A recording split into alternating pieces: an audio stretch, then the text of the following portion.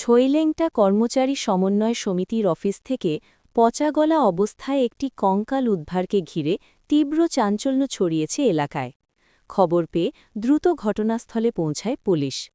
প্রাথমিকভাবে অনুমান করা হচ্ছে উদ্ধার হওয়া মৃতদেহটি একজন মহিলার। তবে মৃতদেহের পরিচয়, মৃত্যুর কারণ ও ঘটনার প্রকৃত সময় সম্পর্কে এখনও নিশ্চিতভাবে কিছু জানা যায়নি।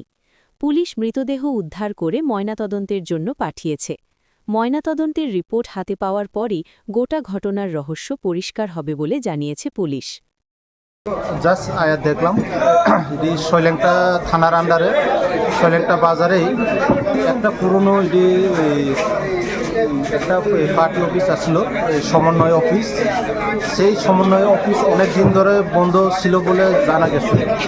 তো আজকে এখানে কাছে যে শনি পূজা যারা করেছিল তারা ভিতরে রান্না বান্না করার জন্য সেটা খুলেছিল।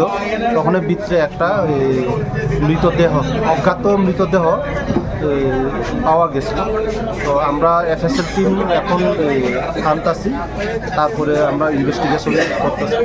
এই মৃতদেহটা কার এখন আইডেন্টিফাই হয়নি, ইনভেস্টিগেশন চলছে। এমনিতে কিছু পুরুষ বা মহিলা এমন কিছু বোঝা গেছে নি স্যার? কিছুটা তার গড়ন বা যে হাতের চুড়ি দেখে মনে হচ্ছে মহিলাই হবে। প্রায় কঙ্কাল মানে চেহারা প্রায় বোঝা গেছে না।